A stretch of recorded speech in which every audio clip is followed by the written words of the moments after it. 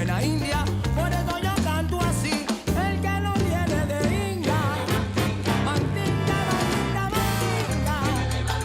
Y el que no tiene de inga, ay, mandinga. El que no tiene de inga, mandinga, mandinga, mandinga, mandinga, mandinga, mandinga, mandinga. Mandinga por aquí, mandinga por allá, todo el mundo guapachar. Eva.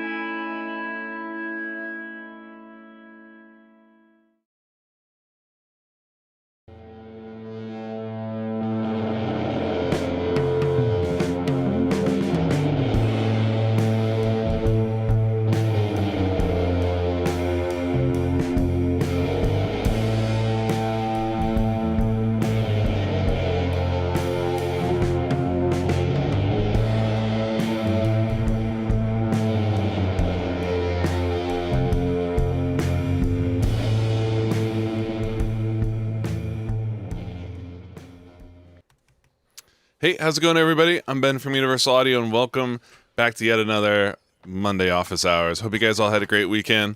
We got a fun show lined up for you guys today. We're going to be talking all about acoustic drum tracking and editing and how to pull that off inside of Luna. And thankfully, I don't have to do this by myself. I brought along Drew and Matt. How you guys doing today? Doing good. Good. How you doing, Ben? Nice. Good to have you back, Drew. Hopefully, you had a nice little vacay last week. Yeah. Sure did. Yeah. Thanks for asking. Yeah, it was a well-needed week off. Yeah, absolutely. And guys, I just got to give a huge shout out to the countdown music. All of us over here. First, we were salsa dancing, and then we were jamming out to. Let me get the name. Sorry, it was Three Wise Monkeys, but I love Fiddle Me had the best comment. The Rush Rage Against the Tool band. Nailed it. Oh man, it's always so much fun hearing you guys' music. So if you guys don't already know, we love hearing music from you guys in the community, and that's how we power all those countdowns, those photos and music from you guys.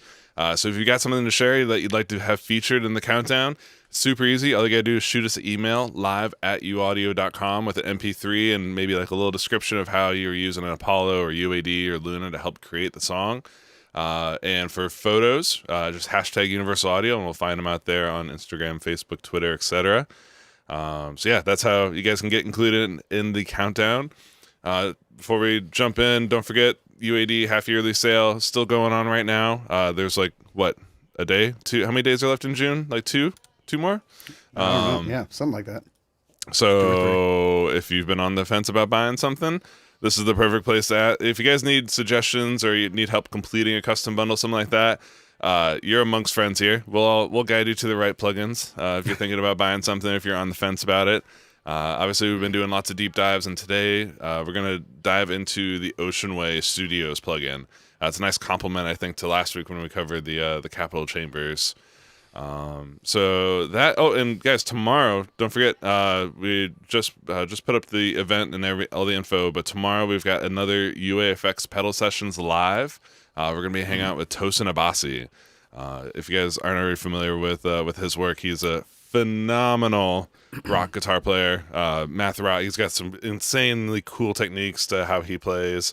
But also just like his tones and his use of effects, I think are really, really special. So it's going to be fun geeking out with him tomorrow at noon here on ULA Live. We'll get to hear him playing through the pedals, and both me and you guys, we all get to ask him questions about how he approaches effects in his music. So definitely tune in for that one.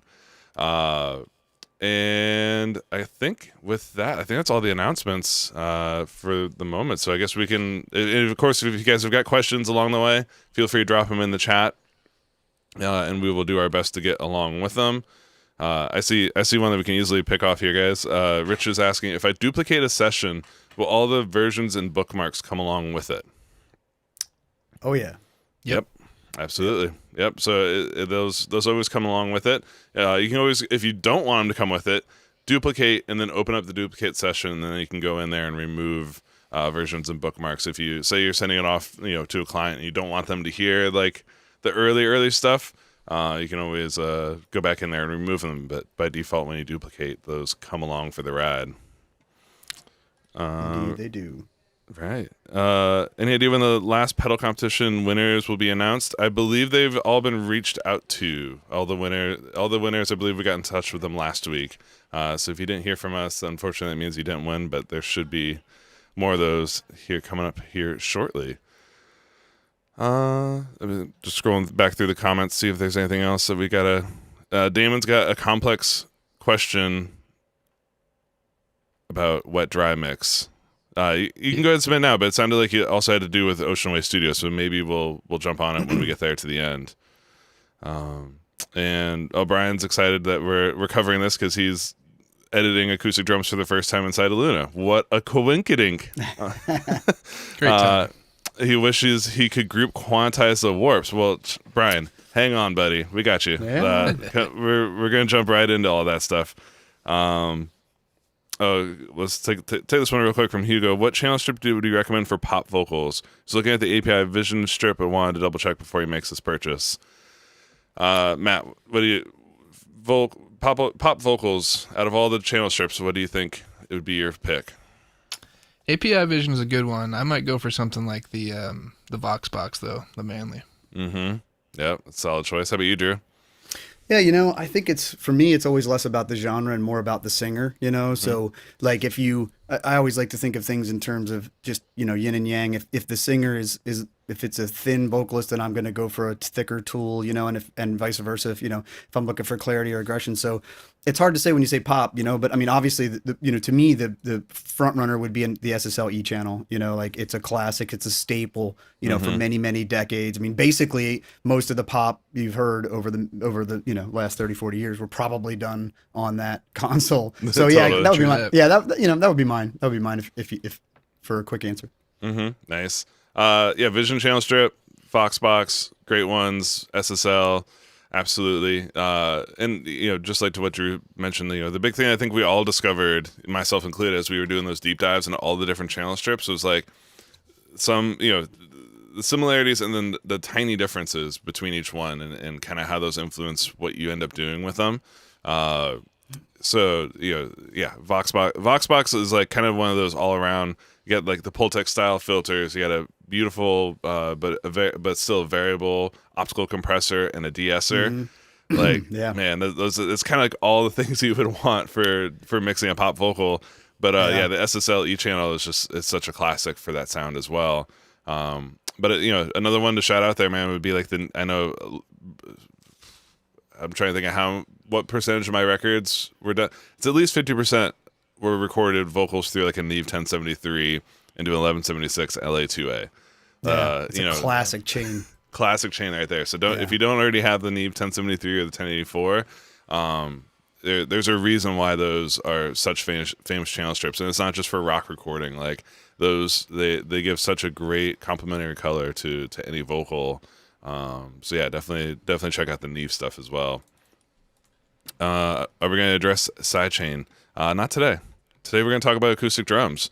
So Drew, talking about acoustic drums now, and we thought about originally just talking just straight editing, but I think it makes sense to kind of back up a little bit, right, and talk about some of the tips for tracking acoustic instruments, acoustic drums specifically, because there's a few unique challenges, right? Like this is multiple mics, so it can be a lot of tracks kind of all happening at once.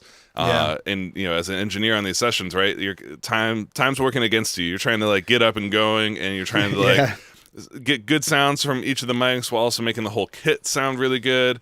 You're trying to like keep the guitar player from just constantly bleeding over. Like there's so many factors to balance when you're recording these drums, but there's a lot of things that can kind of make your life easier as you're doing that, right? Yeah, and for sure. And just to close that loop entirely is, we've titled this show Acoustic Drums and stuff, but really a lot of what we're going to cover would apply to any multi-mic'd source, right? So drums are a classic example because they have a lot of mics on them at any given time. But imagine doing recording bass where you've got a DI and then there's an amp that's got a low frequency driver and a mid driver, and you mic them separately, or guitar where it's a DI and a couple of mics. So really, a lot of what we're going to say is to any multi-miking thing, but it's specific to drums in a lot of contexts. So. So yeah, so I thought we'd start, like you said, Ben, just start from the basics and just talk a little bit about how that session starts. And some of this might be stuff you're familiar with, but let's just do the basics, right? So of course, let's start out by making some tracks, right? So we have our up here in the browser, we have the plus sign that we can hit, or of course we can also do Command Shift N for new track. And in this new track dialog, you can set a lot of things, whether it's an audio track. If I tab into it, I can change the number of tracks. I can change the formatting. Command left and right arrow would change the formatting. And now with console emulation, we can literally like sort of get the ball rolling with console emulation, being enabled right here from the get go. So let's just pretend I'm just going to make 8 tracks here. And maybe switch over to the mix window. What I like to do is while they're still selected, right? Because they're auto created with them being selected. So while they're already selected for me, I'm going to immediately Command G to bring up the group menu. This is super important to understand. Anytime you have a multi-mic'd source, that you group the tracks. And Yeah. I like to do it right at the beginning, right? This is super important because all of your edit functions will follow. Of course, you can choose whether or not to have the mixing stuff follow along here in the create group browser, right? So you have some options here as far as whether or not you want the inserts and the sends to be linked and so forth. So, I mean, feel free to go ahead and unlink the mixing thing if if you're because you're probably going to be messing around with levels and so forth. But so, yeah, we're going to just go ahead and call that drums and hit OK here. And now we've created that group. And this is, as I said, it's super important because, well, especially when we get into some of these editing things. Another super important thing to do is let's go ahead and name these tracks right away. Drew, I was about to give you so much crap if you didn't name your tracks before recording, man. Yeah. it's Yeah, rule, for sure. rule number one. Always label your tracks. But so everyone, there's like personal flavors to how you name your tracks. Drew, what's your take on that? Yeah, I mean, mine is pretty. It's funny. I started out on tape and stuff, so I've at least. In the days of tape, track one, you'd always put the hi-hat, right? Because it was an edge track. You didn't want the very edge of the tape. You didn't want to put like your kick there because the edges of the tape were slightly less, susceptible to issues or maybe fidelity issues or whatever. So it was always hi-hat first, but I've at least broken myself of that habit.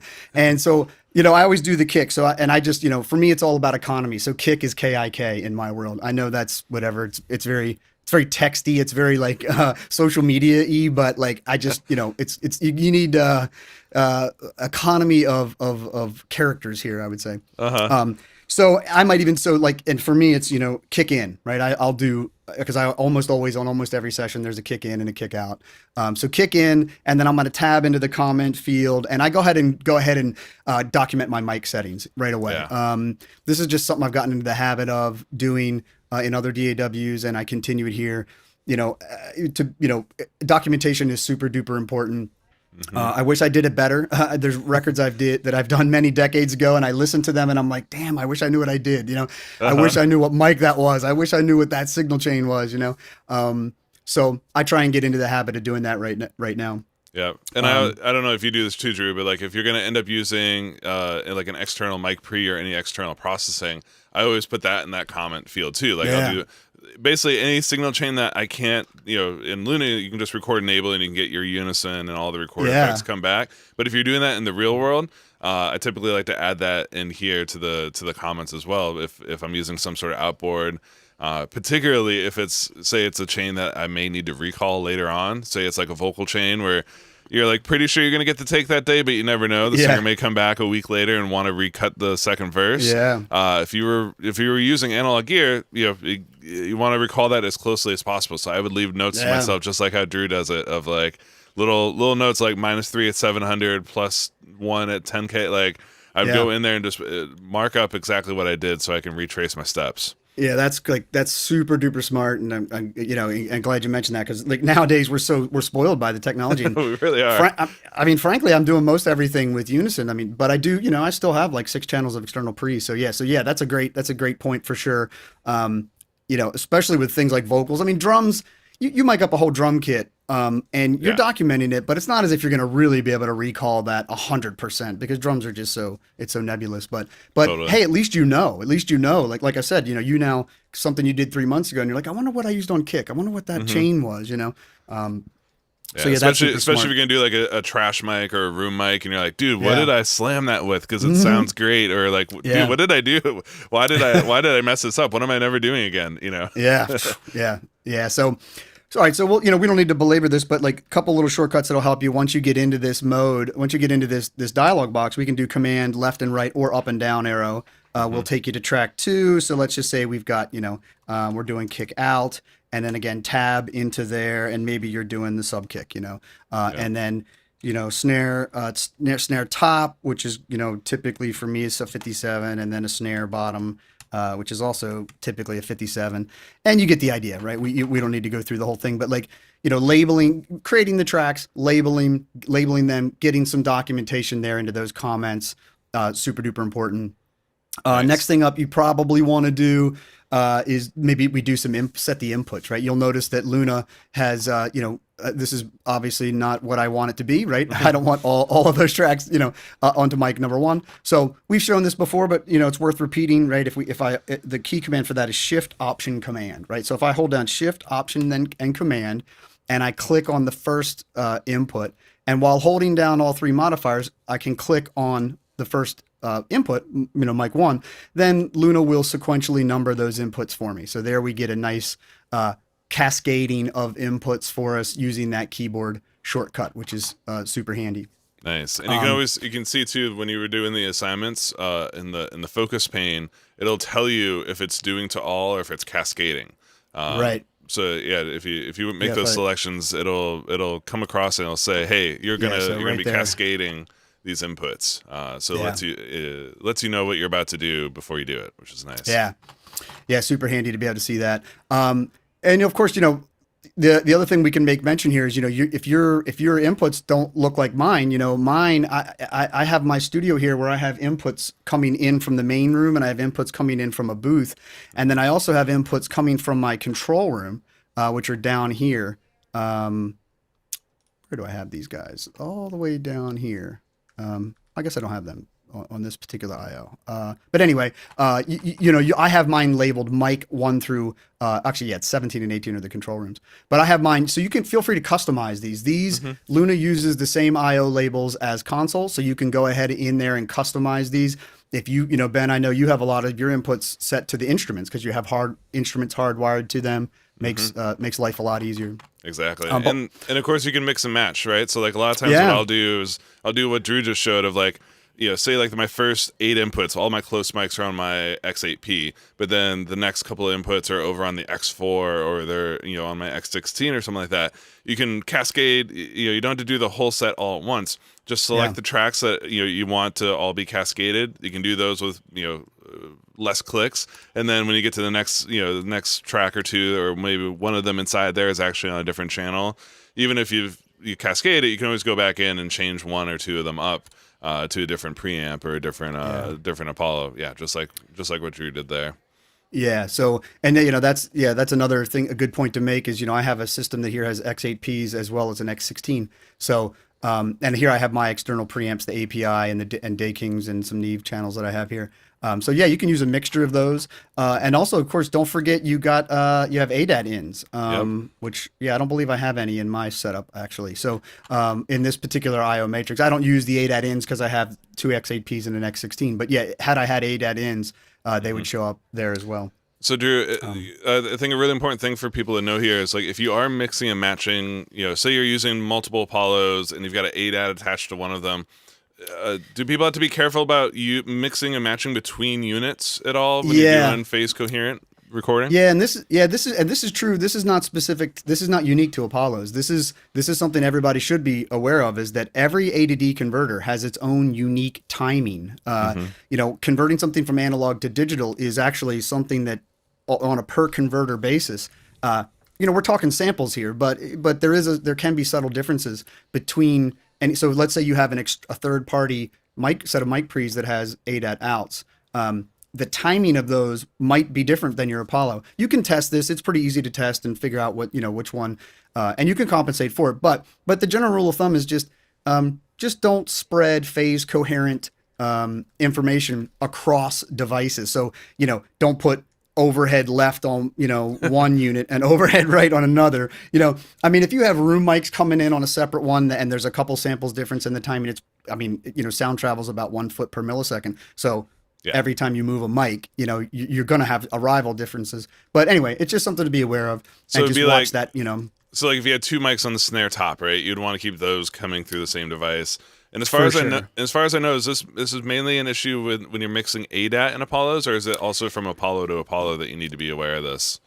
Only when you're only ADAT to Apollo. Thankfully, the input delay compensation on Apollos takes care of that, which is a good point to bring up now as well. Is just making sure that you have this on. So I'm gonna let me go over to the settings menu, and we're gonna go to hardware, and we're gonna see we're gonna bring this up, and we've shown this before. And So you have 5 choices here. You have off, which I don't recommend off. And the reason for that is, I mean, you can turn it off if all you ever do is one mic to one track, right? If that's all you ever do, if that's 90% of what you do, feel free to turn this off. It will make the latency, the throughput latency a little bit less.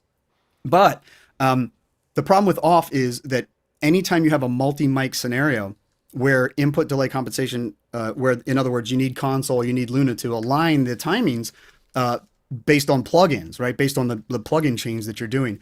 If it's set to off, it won't warn you. So I personally like to keep this. I would recommend users put it on short. And then what happens is if you ever need more, then it'll tell you that Luna and console will tell you that you need more.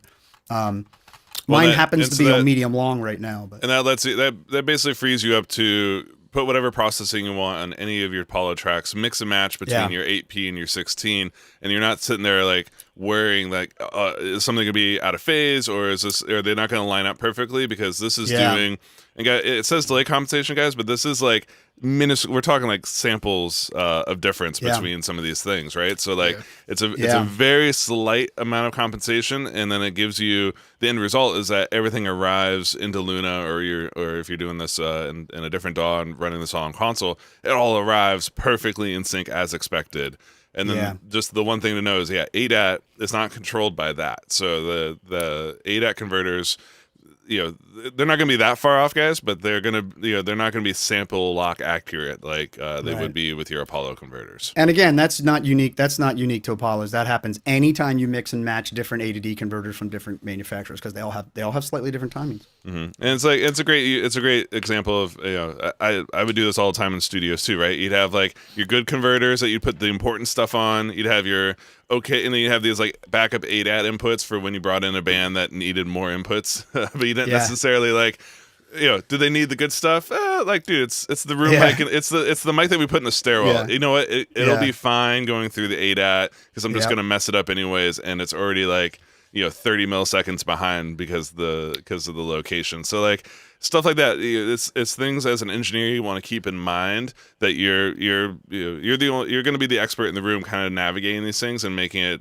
seamless and transparent to the artist, but you're constantly making sure that you're delivering the best quality recording.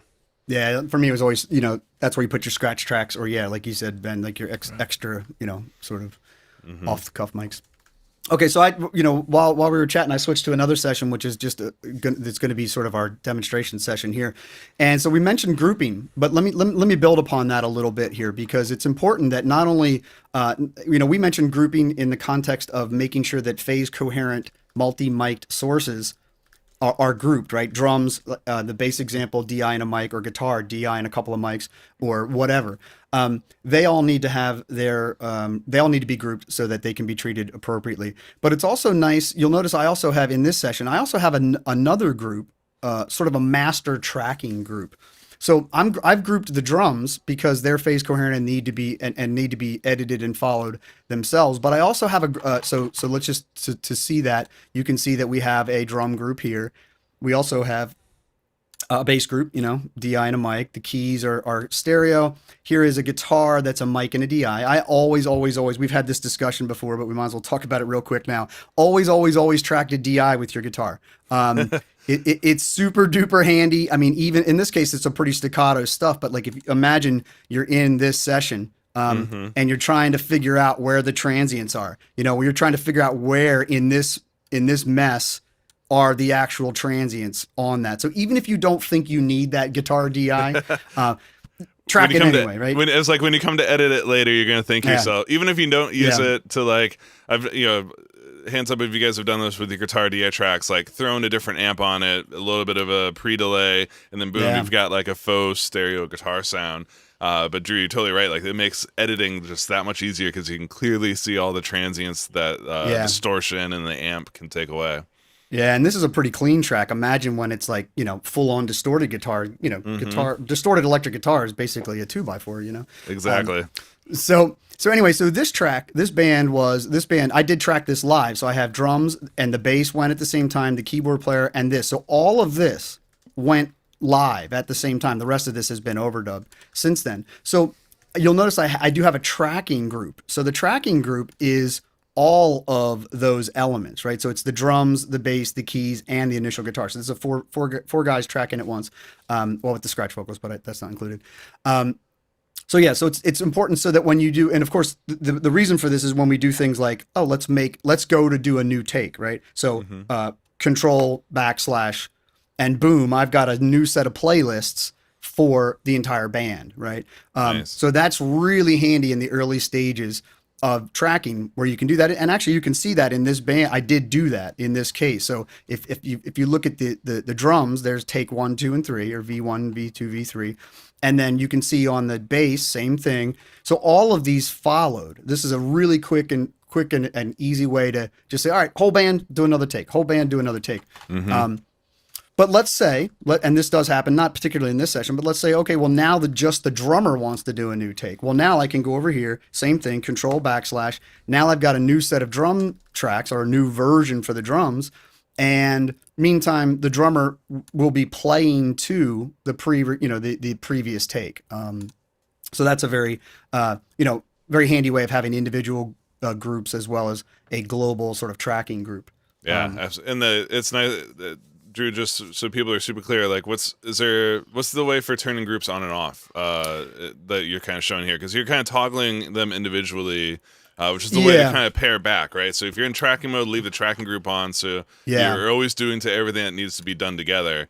But then it's as easy as coming down there and just clicking on the name. When it goes from yellow to white, that's how you know it's active or inactive. Exactly, yeah. And then you have a Command-Shift-G is the global turning things on and off, which is the same as clicking on this little button there. But yeah, so just a matter of clicking on them. We also have the ability to show and hide, right? So if I click on this little dot to the right, it will show and hide all of those tracks. If I command click on it, it will show only those tracks. So those are some, just to round that out as far as what we're doing down in that corner. Nice. In this session, just so let me turn the tracking group off, and this also is probably not a bad idea, not a bad time to take a quick look at a couple of related topics here. The click track. In this case, we have our cues. We've talked about this a bunch, where you have I have 4 cues, my cues set up as 4 distinct cues. I can send them to the headphone amps of Apollos that have them. I also have them mirrored to some outputs. So this is an area where you can kind of control exactly what's going on with your cues. So in this session, I was using all 4 cues because I had lots of people in the studio at the same time. Here we have our click output, which we have our global power button, which turns on and off the click globally for both the monitors as well as the cues. By the way, the 7 key turns on and off, the 7 key on the keyboard turns on and off the click to the monitors. I personally would love if the 7 key did the power button, but that's just, hit feedback button, please. 7 key, we should do the power button. Anyway, so you'll notice here that, I highly recommend that you dedicate one of your cues for the drummer. Generally speaking, they're going to need it loud, right? So generally speaking, drummers are going to want it really loud. So you definitely thinking ahead, your session's probably going to look like something like this, right? Drummer having a dedicated Q1 setting, and that's going to be jacked up really loud. Everybody else, you'll notice these are really low. And generally speaking, when I'm tracking live bands, the other band members, they only need to hear the click like when the drummer's not playing. So I always keep it really low. And same with me, I keep mine really low such that when the drummer's locked into the click goes away. I don't hear it because it's buried down in there. And then when they do drift from the click, or if they drift from the click, then my attention is drawn to it. And same with the other band members, where I keep it low for them, and they hear it during the breaks, right? So during the breakdown, everybody's getting a little bit of faint click in the background and so forth. I don't know. You guys do any different ways? You guys have any other any different solutions? Same mindset, right? Because it's click bleed is the devil. It's the worst when you pull up a recording. You're like, oh, I love that break, man. I love that cowbell click going on in the back. So yeah, same sort of thing of kind of bringing it down. And Drew, it looks like the way you have it set up right now is like you're using each cue for each musician.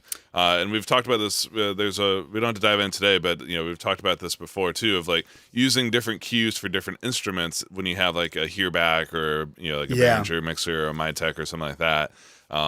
Is that how you're doing this one, or was Q1 drums plus click for people? Yeah, it was actually no for me. The way my primary workflow, I don't have any sort of a hearback system or anything that at this studio, although I'm familiar with them. For me, I generally have one cue. Q4 is dedicated to my booth, so that's always that goes straight to that booth, and then I have the other 3 cues that handle the musicians out there.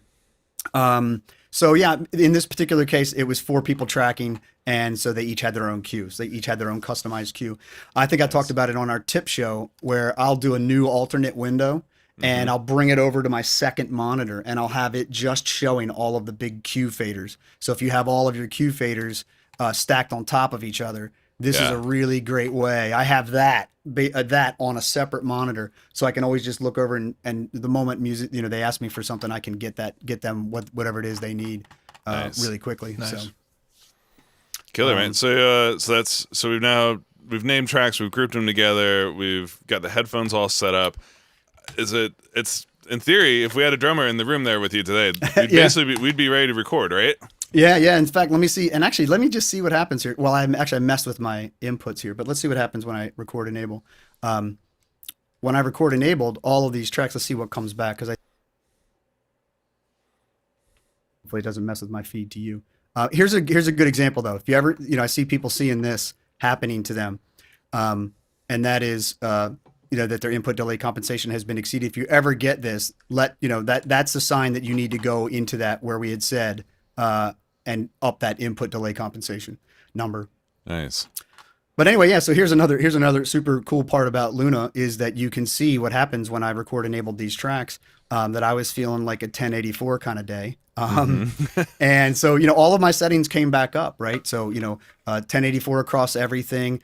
Here's another example of like, I personally like to, mixing UAD processes with some of the Luna extensions. So in this particular case, during tracking, even though I added it afterwards, during tracking, I committed the Studer on it, and I did that to the room mics as well as you double taped it. Drew, double taped it. You're breaking all the rules, dude. Oh, yeah. I love it. Well, you know what? It's the funny thing is, that's the beauty.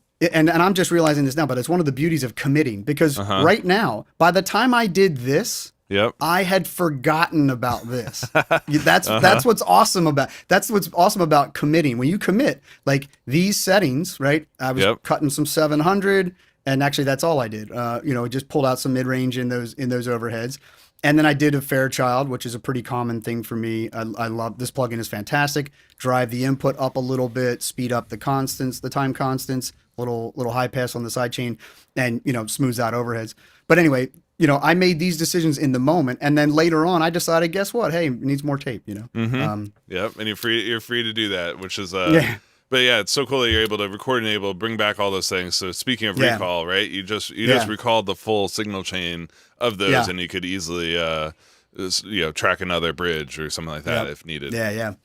So now we're at a point where, and I'll just bring these. We obviously don't have the drums set up themselves, but let's just we can just sort of look at the anatomy of this take. So you can see a couple shortcuts that might be useful here. Shift and the up and down arrow. Shift and the up and down arrow. This is where the grouping is super duper important, right? If my groups are off and I start changing one playlist, right, or version, you can get yourself into a world of trouble. So shift and the up and down arrow is your friend here to toggle between your takes. If you're not familiar with this, if you've not used versions much, right here in the all tracks menu is this little it opens and closes the versions drawer, so to speak. And so if with that open, you can see your versions. And this is stuff we've all covered before, but it's super handy for me to be able to track the drums, and in this case the whole band with all of the in these various takes. And then you can see that in this take, I did a punch on the end, which we can talk about punching. I think that might actually be next on our list, right? So let's talk about punching. This is something that obviously we do a lot of, and in the case of drums, let's do a little pretend scenario here, where if we can pretend that we're going to do a drum punch. As far as punching goes, we have two choices here. We can do a manual punch or we can do an auto punch, right? A manual punch basically means that you park the cursor wherever you want. You're going to hit play. And actually, let me do it over here where there's not audio. You're going to park the cursor wherever you want. You're going to hit play, punch in, hit the 3 key. I'm all about the keyboard shortcuts. Punch back out, and then hit stop again. Very, very traditional. You could do that. You could use the same workflow on an actual tape machine, right? Like it's press play, drop into record at the right spot, drop it back out of record. This is kind of something I think hopefully everyone who's recording stuff like this is familiar with that sort of process. But there's a reason why it's so good, right? Because you're able to, musicians can pick up where they're at, what they're where they are in the song, kind of get locked in. And then you punch them in right where they need to be, or maybe a millisecond or two before. So especially if you're kind of trying to drop it in on a downbeat. This is something that you gotta learn. You gotta learn how to perform as an engineer, just like the musicians do, in a way of like anticipating by a touch before the downbeat where you want to punch them in. Yeah, so let's just look at the alternative. Let's look at an auto punch, right? And we can talk about a couple of little workflows that might be handy for you. So let's just pretend, for the sake of argument, that we want to punch in a measure of drums here. So if I'm looking to, as you'll notice, I can't really rely on the grid because the drummer's slightly out in front of the grid, which we'll talk about in a little bit later. So if I'm doing a punch, I might want to use the tab to transient to get up to the leading edge of this, or maybe I want to go, I just go a tiny little bit ahead of it, and then I'm going to shift click to make a selection and use shift tab to get to the next transient. So let's just pretend that that's the spot that I want to get. A couple little handy shortcuts for you. If you hold down the Option key, if I hold down Option and I click here, you'll notice that two things happened. Number one, pre-roll was enabled, and number two, it was set to the amount that I clicked on. If I hold down Option and click over here, the same thing happens for post-roll. So it makes punching in really easy, and Command K turns them on and off. So it becomes a really quick workflow to be able to come in here and say, you know what, I need to punch from here to here, and I want this much pre-roll, this much post-roll, and then I'm gonna hit the 3 key, right? And we've done our punch. Yep. And just remember, guys, this is what Drew just showed you guys. If you're recording yourselves, this is the way to do it. Like I do this all the time, right? If you're like, cool, I need to punch myself in for this bit. Similar like how we've shown you guys, with like the E key for being able to select an area and then focus in on it in the window. This is the same sort of thing where like, man, just select the area, or you don't have to even select the full area. Say you just want to punch from here until however long I go. But hey, I want my punch to start just before the downbeat of this bar. Give myself about 2 bars. It can be click, Option click, boom, record. Like it can really be that fast and easy to punch yourself in with just 2 clicks. Yep. Yeah. That workflow of like, let's pick it up from the chorus, and you can just park your cursor here. Option click sets the pre-roll. There is no out. There's the out punch. There is no punch out, and there is no post roll. You're just able to pick it up from there. Mm-hmm. Okay, so what's next? Got a good question here. A question here from Mr. Funkmonk asking about: are there layers to recordings when I forget to make a new version? Which I think might actually lead into what you were about to talk about here, which is like using versions and recording kind of all at the same time. What happens if you forget to make the version and you record on top of something? Can you get the other thing back? Yeah. Luna does employ what we'd call a layered editing workflow. So if I record over top of something else, of course you can always just bring it back if you happen to not do that. But I believe if you completely obscure what's there, I think in this particular case, so this was a punch. If I delete this punch, there's nothing underneath of it. But if I select the range between the two and do Command H for heel separation, that will bring back what was there previously. Or like I said, you could simply drag back the edges as well. That also works. Nice. There are times where, and I'm not exactly 100% sure on the like. Let's see if it happens over here with the keys. No, like because I don't encounter this terribly often, but there is a, and maybe you guys, you and Matt know better than I, but I do know that there are under some circumstances where Luna, if you've recorded over something, it has that layered editing workflow where if you delete something, what's underneath of it will be there. I don't know if do you guys have any more specifics on that? Yeah. Yeah, I mean, you can right click as well and do send to back. So if there are two layers, you can click on the top one, right click, send it back, and it should bring the bottom layer forward. Oh, okay, cool. So let's try that in my drum, in the case of my drum. So if I right click on this and I do send to back, there must not have been anything. There was another, yeah, exactly. Yeah. So there wasn't any. So in that particular case, but yeah. So yeah, hopefully that answers that question. Yeah. Good question here from Shores. When loop recording, is there an option for pre/post roll? I believe yeah, it right, does it the first time. The first time, right? It's first time, and then it's since you're looping, it's gonna loop back to what you have marked as being the loop. So that's a definite feedback item we would all want to submit, that we have pre and post roll persist during loop record. That would probably be the best way to quantify that. Yeah, but I think the way they did it kind of makes sense, right? Because you're going to say, like, cool, I want I've got an 8-bar solo, I want to loop how to record, but to get me into it, I want 2 bars to get into it, dun, dun, dun, and then I loop, and you just kind of keep hanging out in that loop. But yeah, the thing I think you're asking for is you want those 2 bars to also happen again, so that way you get the intro into the thing. Yeah. In which case, the workaround for that is just to make your loop longer. Maybe like duplicate instead of recording onto the tracks that already have a thing. Go ahead and chop out the bit that you're going to be replacing, make a new track, so then now you can do a 10-bar loop over over your 8-bar solo, and then just have it looping those full 10 bars. So there's always a little bit of a workaround to do it, but if that's something that's important to you, like Drew mentioned, hit the feedback button and let them know that you want pre-roll, post-roll to also be part of the loop recording workflow. Yeah, and let me show you a little. If I move down here to a vocal track, let's talk a little bit about some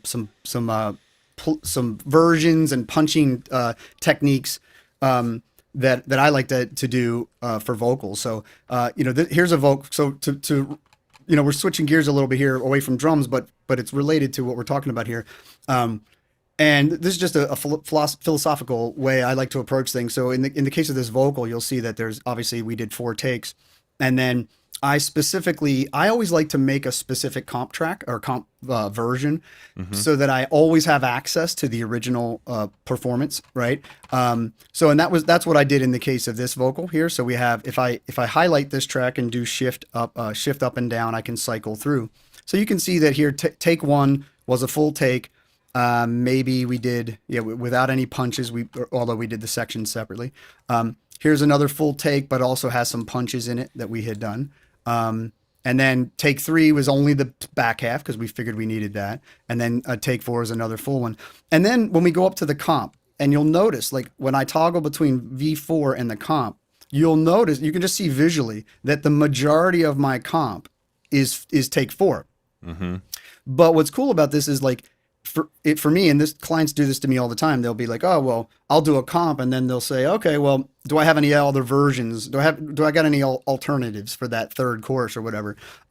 So you might choose to make another comp, right? So I can come up here and I can duplicate this comp and make an alternate version of it. Meantime, the original performances have never been, they've never been messed with, right? And so it's kind of a nice way of being able to be in like, okay, well, which one did I use, and to toggle through those. And for me, I like to, so let's just to give you an idea to tie this up with the tracking versions. One of the things I like to do, one of the ways I like to do, and this is a little trick that you can use. Let's say we're trying to punch this third line. And obviously singers, you always want pre-roll. You always need pre-roll. But I want to keep this, but I want to maintain the integrity of this take. So I'll show you a little trick that I do. And actually, I'm just going to solo this up because you don't need to hear it, and I'll just talk over it. But what I'm going to do here is I'm going to hit play here, and I'm going to play back these first 2 lines, and I'm going to drop into record. And then after I drop into record, I'm going to do control / I'm going to make a new playlist. And so the idea here is that I can hit play, and the singer is hearing his pre-roll and hearing the stuff. Then I'm going to punch in, and we're recording the new take.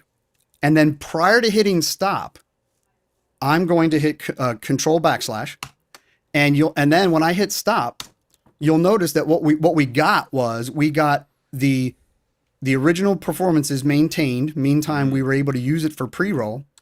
However, the punch got onto its own playlist.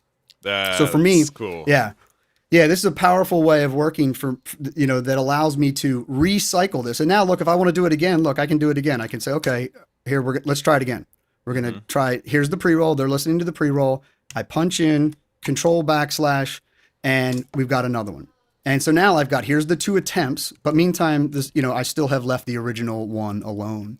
That's pretty rad, because this way, this way you can kind of always see what you've worked on, and you're not like, man, is those first 2 lines, was that from the previous take, or is that something we just like? Again, imagine yourself coming back into the session 6 months later to do an edit, right? And you want to make it as clear and easy for yourself to understand what you did back when you were recording this stuff. And a trick like that, I think, is so handy to be able to keep every version, every playlist that you have in there, and the versions, keeping those super clear of like each one is an individual take, and it's there for a reason. It's not just a duplicate of another playlist. Yeah. And I know, there are alternates to it. There are alternate ways of working. I know, Ben, you like to do a different workflow that I think is that I dug too. So I don't know if you want to talk about that. Yeah, so I mean, I do the compound interest version of what Drew just did. So what I'll do is typically I'll keep on duplicating my playlist. So I'll do a similar trick to what Drew does, but each time, instead of creating a new one where it's the punch kind of record on its own, I'll just kind of keep on building up. And this, again, it depends on what instrument I'm doing or what context this is in, but a lot of times by doing a duplicate playlist, we're just building towards perfection, and then we're good to go. And then every once in a while, the singer may be like, actually, do we have any other options for this one? And then I just had to go hunting. My workflow makes it a little bit more difficult to go hunting for alternates, because it's hard to tell when we actually punched on this thing. But often, if you're just kind of working your way through a song, say you're working with a rapper and you're just kind of punching every couple of bars because they're writing and recording at the same time, you go. I typically don't even do new playlists if we're continuing to build and just keep punching. But then as soon as they do a second take, duplicate. Now we're going to record this, so I can always get back to that other option for this one. Yeah, I like how you're building. You're kind of like building the comp as you go, and like you're always hearing the finished version as you go. That's super cool. That's because in my method gives you more ways to back out, but you can't ever hear the comp without having. You have to actually do it. So you have to go do it exactly. You would have to. You'd have to do what you just did, and then bring that down into the comp, as opposed to like, hey, this is basically our comp. Let's just where do we need to improve it? We need to improve the bridge. Boom. That's cool. Duplicate the playlist. Let's go punch the bridge real quick, and now it's like. Yeah, and sometimes I'll do the same thing as you, Drew. Like I'll end up labeling it a comp, especially if we've spent time kind of comping something together from like, typical workflow for me would be like, cool, let's do like 3 or 4 takes, get the singer warmed up, get him into the song. Maybe the 4th take was actually pretty good. But let's take a little piece from that first take because you had some magic here. Boom, you kind of bring those in. You're building a comp, and then you listen through with the artist, and you're like, all right, well, we really need to do that last chorus again, and then I just duplicate the comp track. And I like the way like if you take your comp track that you have in that versions list, if you make a duplicate of it, what name does it give that new version? So what a duplicate version, it gives it the next iteration, V6. Exactly, but it's nice that you can always see how these things are in order, right? No matter what you end up naming them. You don't get a bunch of like cryptic dupe this and 0 this 0 2 and parentheses and a bunch of other stuff. It's like it's all very intuitive, especially on multi-track, on multi-track stuff. Like if I want to duplicate this and then call it the comp, it's like super obvious. I love that the name, it permeates through the whole group. Like that to me is one of the best things about the way the versions and the naming of these work together. Yeah, it's really clean and well thought out. Nice. So comping, it's comping as you go, building up your versions. Just the key, if no matter which method you guys go with, it'd be interested to see if anyone's got a method that's different than what Drew and I showed you guys. But it's one of those things, just keeping yourself organized. And at the end of the day, the only thing that could be bad in this situation, right, Drew, is if you accidentally mix with the wrong take, or like the artist leaves for the day. Yeah. You pull up the session the next day and you pull up the wrong vocal, not really knowing that you were Yeah. accidentally on the rough take instead of on the comp that you guys worked on. Like it's things like that you just want to. Your goal as the engineer is to not mess these things up and make sure the artist hears what they want to hear. Yeah, and as far as comping goes, it's really, we didn't actually show that, but it's super straightforward. I mean, right, the idea of just being able to say, okay, well, so let's just use my method. So let's say I want to use take 3 as the master. Like that's the one I feel good about. What I would absolutely do is do what I just did, which is duplicate it and then call it comp, right? And now I know that that's the comp. And then let's say down here on take 2, I like this snippet better. So I'm just going to highlight this little snippet. We're going to shift tab, right? I'm holding down shift tab to make that selection, shift clicking to refine that selection, the left and right arrow to really hone in on that. Left and right arrow allows me to go back and forth between the right edge of the selection, the left edge of the selection. And then I'm just going to go C to copy and then shift and the up arrow to the comp and then V to paste. And now I've just plopped it in there, pretty much exactly where I wanted it to be, where I needed it to be. So really simple, simple copy and pasting. You're gonna show that one more time, Drew. Sure. Take it the break. Let's do another comp area. Like just So that what you just kind of showed us, right, is how to do a transient perfect copy paste or cut from one take and bring it up into the comp. Yeah. So if go ahead. Just run through it again. Yeah, just run through it again because this is probably the most. If you guys are going to take anything away today about how to comp, it's this method right here of selecting where you want, selecting what you want from what take you want, copying it, moving up to your comp, pasting it. That's essentially what it is. But there's a lot of refinement, as Drew just showed, around. Yeah, and one thing I like to do is Option, Command, and brackets. Always nice to probably come up a couple of, hit that a couple of times, so that you're looking at maybe 1, 2. You're looking at your waveforms a little bit blown up a little bit, which is handy. Mm-hmm. And then to tab to transient up to the leading edge of that kick, right? And then hold down Shift and Tab, which is going to add in. So this ensures that I'm going to grab exactly what I want. Let's just pretend it's right up until here.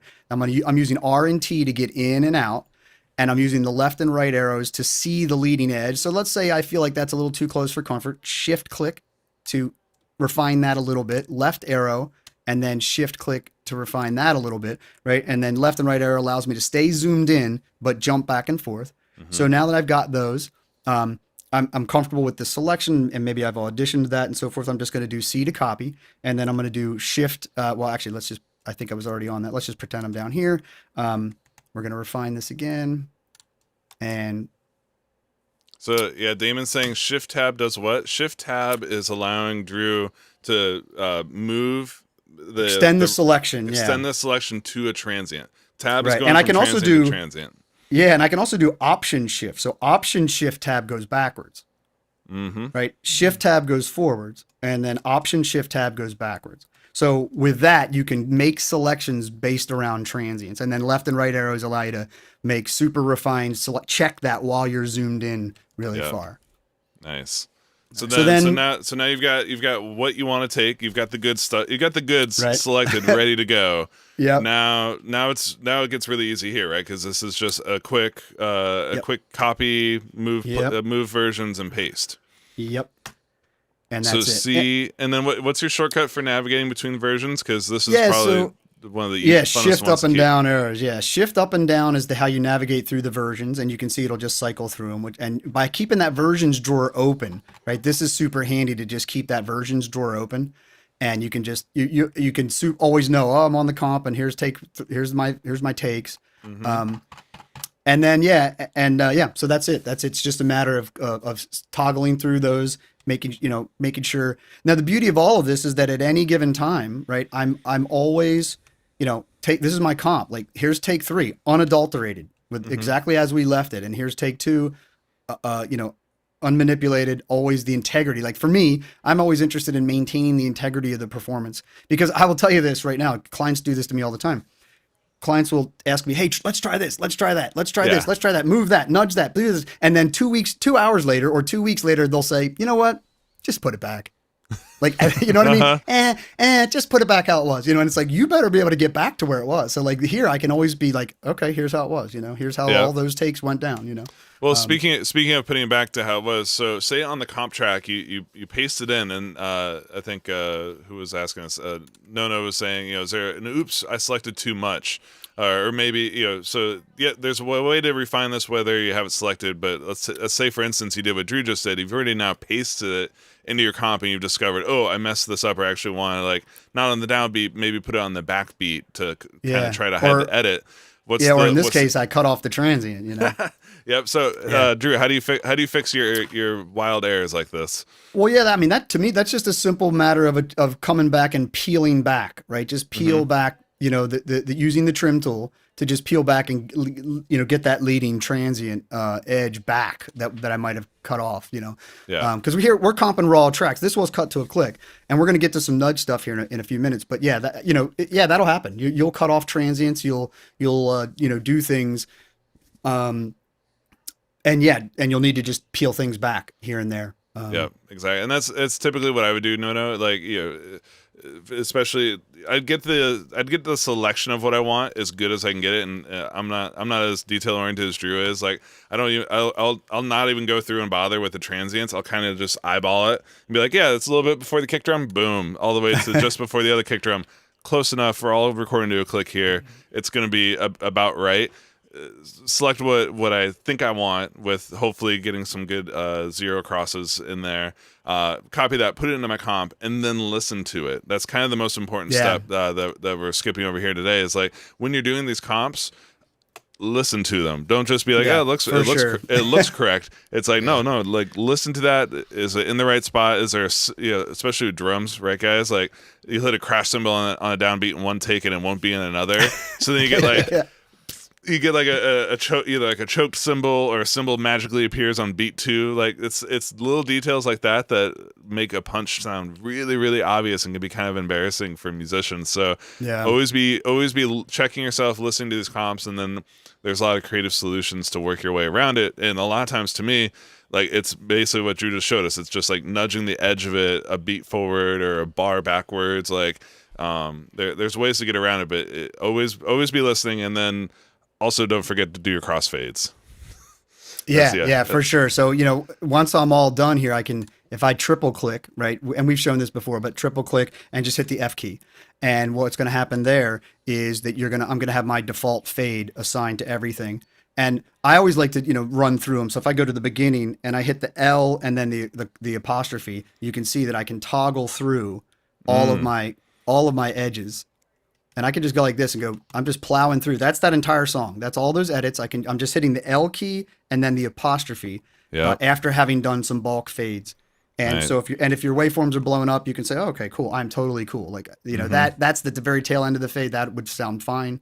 But you'll sometimes find like, oh man, like the entire like front of the kick drum was caught in the crossfade and sounds weird now. Yeah, it's stuff like that that this helps you hedge against, and you can like just what Drew's showing, you can move that edit. Yeah, exactly. I've done that. I've done that many a times. Yeah, not good. It won't sound awful, but it doesn't sound ideal. So it's just easy enough to like bring that edit point a little to the left. The fade follows it, as you guys saw. Like all this stuff sticks together in a pretty intuitive way. Yeah. So I guess so let's see, where are we at now? So that's comping. We've talked comping. We've talked kind of being able to be able to adjust those points. I guess now we're kind of getting into let's get into nudging, because people are really interested about this. So like, how do you?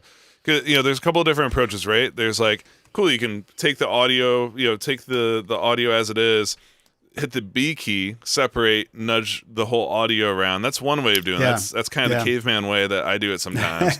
But there's warping, and you can warp drums together in a really cool, interesting way where you're not having to deal with any edit points. You're just dealing with warping. So what's your preferred method for doing let's this start. Stuff, well, it's funny. I think let's start with the traditional nudging. Like, so let's and this allows us to sort of showcase what just came in 119 a couple weeks ago, where we now have the ability to nudge audio. And so this is another important reason why we're doing. I happen to know this drummer, and another reason why we're duplicating the comp is, and if you look, he generally, like a lot of drummers, he tends to play a little bit out in front. So you can see You know, if I've got myself on quarter note, the grid is set to quarter notes. When I make selections, You're kind of always yeah. losing the front edge of it, right? Yeah. So it's like, sorry, let me just turn off relative snap. And yeah, so now as I'm in here, as I make my selections, you can see that he's always a little bit, you know, out in front. This is pretty common, and I'm not saying that this is necessarily a bad thing, right? This is part of the feel of stuff, and I'm, you know, please don't think that I'm going to show you this in sort of brute force, but obviously you can do too much of this, you can do too far. So this is not about the aesthetic technique of it; it's just about helping the technical side. So what I might do, let's just pretend that we think that in general, this track feels the littlest bit out in front to us. So what I'm going to do is I'm going to select all of them, and then I'm going to use the plus and minus, right? This is our nudge, our newly found nudge, right? Which is in our edit toggle, right? So yeah, Monty showed us this. For me, you know, 5 milliseconds is probably a pretty good one. So we're up here in our workflow area, and keeping it to time. I'll keep it for drum editing. I'll keep it to around 5 milliseconds. And then I may or may not do this. This is not a given, but in this particular case, maybe you want to nudge things a little bit forward just to counteract that natural feel, right? So I'm just basically saying, let's take everything and just go 5 milliseconds. Let's put him so he's a little bit more on the back of the beat, right? Just to change the feel. And by the way, Drew, last week Matt and I decided that because of the forward backward, especially when it comes to nudging, gets hella confusing for folks, right? Because we all read from left to right, but the feel, right, when you go when you're going to the right, when you're moving, that's on the back of the beat. Way, you're pushing it back on the beat, so you're nudging it backwards. Yeah. But yet forward in time, technically. Right? Exactly. Yeah. But this is why we decided we're never referring to it as forward. So you're putting it back relative to the rest of the groove, and that's okay. Cool. So I'm with you guys, right? Am I with you? Yeah, you're with us. Okay. You're with us.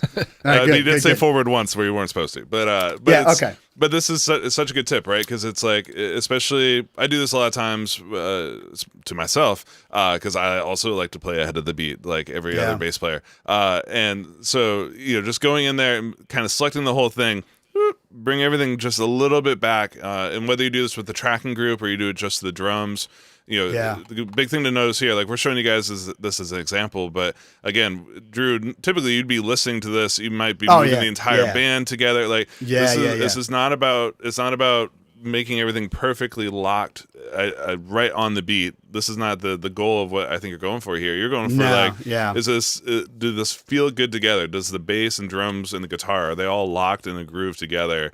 And if they're, you know, we're all musicians, we're all humans, right? Like you can have a bar or two where you get too far ahead or you get a little bit behind, but everybody else stayed with the click. This is the sort of stuff that's really, you know, just grab the area that's a little bit out of whack and then nudge it forward or backwards until it fits into the groove.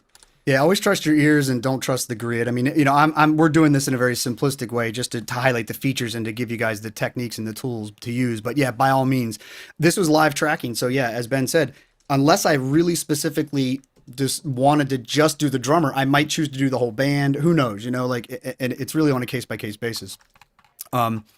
And then and in fact, I think I might have gone too far with this. So I'm gonna undo that a few times. And now I'm just kind of at this point I'm going through here, I'm tabbing to transient and seeing, you know, I'm trying to decide, is that enough? Here's the grid, right? And there's the snare drum. Is that enough to bother me? Again, I would listen, I would use my ears, and chances are that's a pretty small thing. It's not going to be a problem. But let's talk about fills. Like this is a pretty good, and this is where we can get into some editing and give you guys some, you know, put these tools to work. So as you can see, the drummer, everything's, you know, it's either in the pocket or he's a tiny little bit out in front there. But notice, and let me put my grid. Well, I'll leave it at quarters.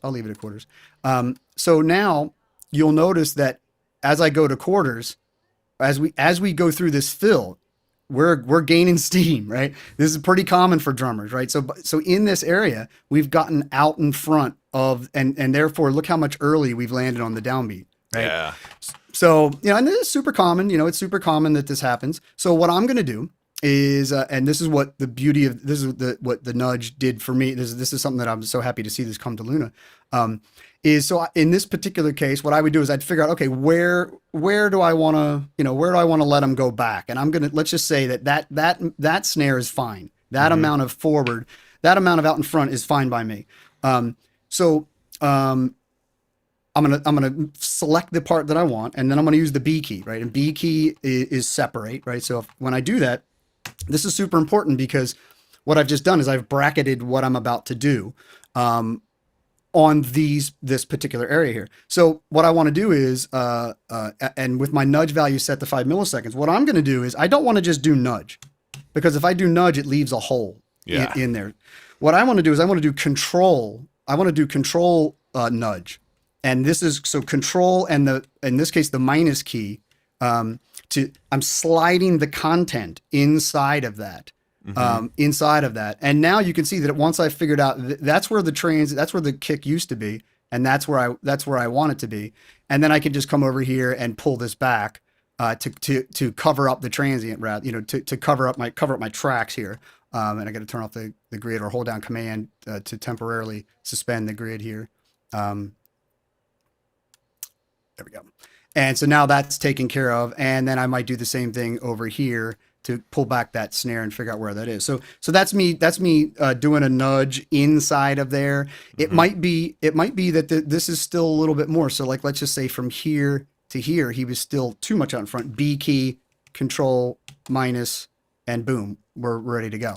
This is also why you might have noticed that it's really easy to put things on the back of the beat. It's harder to pull things up because then you have to cover up your negative space, or cover up the holes, and to create the air. So in that way, and of course you would test all of this, but in that way, I've now softened the blow, right? I've softened the blow of that now it still lands on the one is still a little out in front, but it's within reason, right? I'm not trying to like make this perfect. I'm not trying to make this, trying to keep some human feel in there, and it's not going precisely to the beat.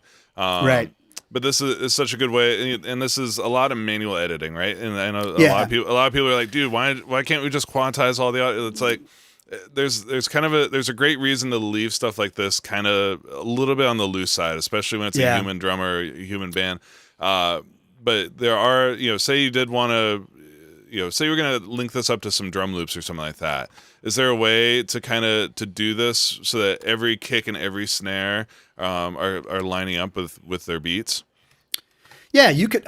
We can do. If I come over here and change from clips over to warps.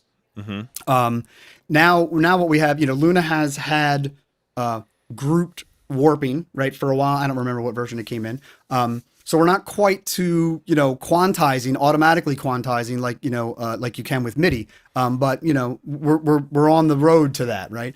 And the idea here is that what I could do, and I don't do a lot of this, to be honest with you, because our previous DAW didn't do this so great, and so I'm a little bit more a little bit more versed in the manual editing side of things. But here we do have the ability to, and Luna does this really, really good, right? So if I were to, when I'm in warp mode, when I click on one of the pseudo warp markers or one of the detection markers, and I click on it, you'll notice that Luna puts the warp marker in what's called the transient zone, in the earliest detection of the transient zone. And if I do that and I'm down here at the bottom and I select at the bottom, it'll bracket that and allow me to do a warp. Actually, let me just undo what I just did there. Yeah. And do the bracketed warp. And you can see that I could just get that snare if I wanted just that snare to get to the grid. Like so group warps are just as easy as that, right? So if this kick drum's a little early, if I want to bracket that, I can simply take this and pull it over here. And if I'm in grid mode, if I'm set to grid mode, let's do that again while I'm in grid mode, it'll just snap to it.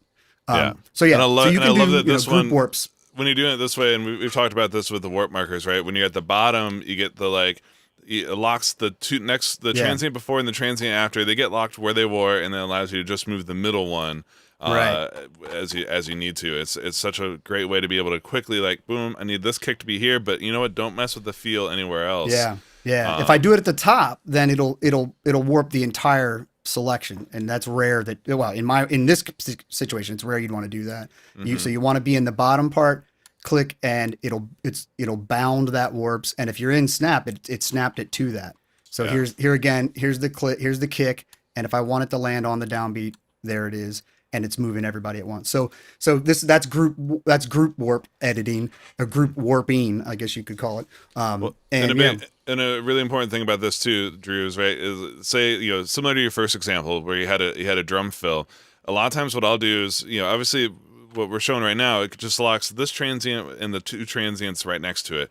But a lot of times what I'll do is I'll go through and be like, cool, it's right after this snare drum hit and onward, it's fine. I'll put a warp marker just on that snare drum hit that I think is fine. So that kind of marks that, hey, everything past here, don't let it get warped. Don't let me accidentally mess up the timing of this stuff. Because so you're saying, Ben, so here, if I create that warp and then when I go into here, this guy will only do inside of that, right? Exactly. So you kind of refine where it's good and where you want to, so I do the start and the end warp. That helps me lock those two things in.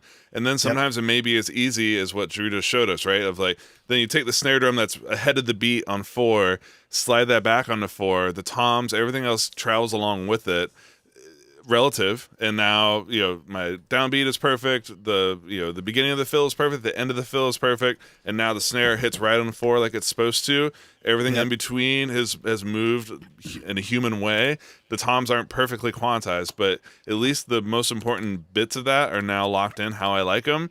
And I'm not accidentally messing up the drums throughout the rest of the song. So it's really important. It's really important when you're doing warp editing like this to like be pretty aware of what you're doing, because if you just kind of start moving warps around, before you know, at the end of your song, your drums at the end no longer sync up with the rest of the track, and you've just wasted a lot of work that you got to undo to lock it back in.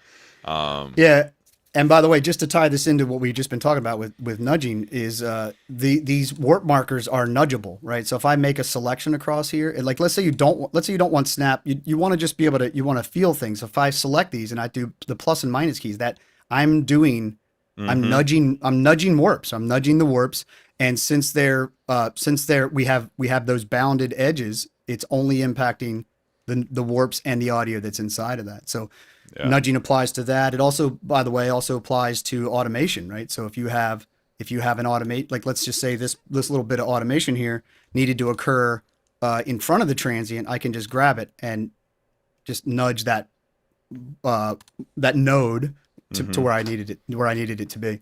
Nice. Well, so, I think another really important thing that we got to mention here, Drew, is when you're editing multi-track drums. I know you mentioned that you've avoided using warped algorithms for editing multi-track drums. That's because some warping algorithms, right? They're not transient favorable, or they kind of stretch it however they need to stretch it, and they're not necessarily caring about, hey, these are drums, I should probably make sure that they always sound like they're supposed to sound. So it's really, really important, guys, that you come in here and adjust the algorithm for any warp editing stuff, especially drums, if nothing else.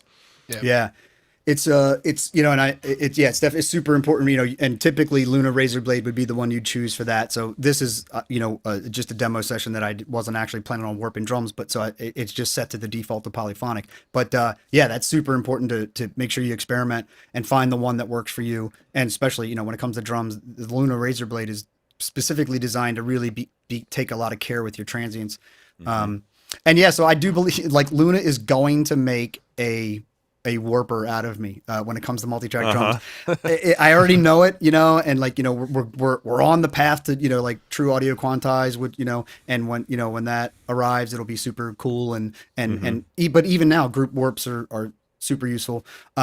For quick and dirty stuff, I think nudging little drum fills, that I had shown before, the ability to just kind of come in here, grab that, nudge it a little bit, and be on with it. I do this. I track drums all the time, and it's hard to get me out of the habit of like, oh well, that B this key, and nudge it along, and then just keep on going down the pike. So, but hey, there's times where like that's super cool, and there's going to be no artifacts, and there's no chance for artifacts. There's no configuring. You just do it. And then there's also times where like when you want to do the whole thing, and we're gonna have a lot of different tools for you to use, and so I'm super stoked about it because it's like it's something that a lot of apps have tried, and like I feel like Luna's really nailing it. Yeah, guys, the Razor Blade thing, the cool thing, the way that Razor Blade treats audio is it cares about the front edge more than anything else. So as it's making its warping calculations, like it's helping you stretch, but it will never stretch the important part of the audio. It kind of stretches the tail, the before the transients. So that way it's never, a lot of times you may associate, and I hear this, I get tracks from clients who work in Ableton or Pro Tools or Logic, and they've warped their drums, and you can hear this like weird smear across the overheads, right? Like that's the distinct sound of like, oh, edited your drums, and I can hear it because the snare, there's this phasey moment with the snare compared to the overheads where even when the points were locked in together, even if you warped the tracks, and you tried to keep them locked together, it smears it differently on the overheads than it does on the snare, and that's when you get these really strange artifacts that are not pleasant. And this is this is why like people like Drew and I, like we like to just separate and nudge them all together so there's no chance for those artifacts. However, I gotta say, having tested with Razor Blade a lot, like the Razor Blade algorithm, when you put down a warp marker on a transient, it's like, cool, I got you. Like that transient will come back through. It's not gonna get funky and weird. And then of course, you can kind of keep adjusting from there. But yeah, definitely if you're doing multi-track warping of drums or multi-track warping of anything with transient focus to it, Razor Blade's your friend. Yeah, and Luna's next level on it, man. I mean, I obviously not tried everything, but like the things I've tried, and I know you as well, Ben, and Matt too, where we we try and keep our finger on the pulse of everything, and it seems this is an area where Luna's really sort of it's out in front already, and it's only going to get more so, Mm-hmm. Yeah. Nice. Well, Drew, I see you pulling up Ocean Way. So, if you guys if there are any questions that we didn't get to or that we missed in the chat, Matt, was there anything that popped up as we were going through all that you think we should touch on? Someone would ask a question, and you pretty much covered it a minute later. So yeah, I think we covered everything that came up kind of organically. Yeah, cool. Awesome. Thinking ahead, guys. Yeah, well, and if anybody has any follow-up questions, as always, feel free to come over to the forum, uadforums.com, and you can post a follow-up question there. So if we missed it, no problem. Nice. Well, yeah, let's dive into Ocean Way, man, because we like I mentioned, we covered Capital Chambers last week, and there's some similarities, but there's obviously a lot of differences between the two. Yeah, I'm kind of bummed I missed it, but but I'm sure you guys did a great job with it. And, right. Well, so what's great about Ocean Way, for anyone who's not already familiar with this plugin, it's a room modeling reverb / remiking kind of plugin, right? So it allows you, in my mind, man, this allows me to teleport tracks into one of the best sounding recording studios ever designed. Just happened to have been designed, by Bill Putnam Sr. This is one of those plugins like you could, we haven't even shown it to you, but just hit pause and go buy it and then come back. Like it's like that much of a no-brainer. It's really that much of a no-brainer. This is one of the ones that like brought me to the platform, and it was like transformative. So I guess let's go through our usual sort of start with a tour of the GUI. And actually, I guess really probably I think probably a good starting point is to let's just dig into this right here in the upper right hand corner. And we can kind of tour the GUI, but also talk about what it is, because this is a deep plugin.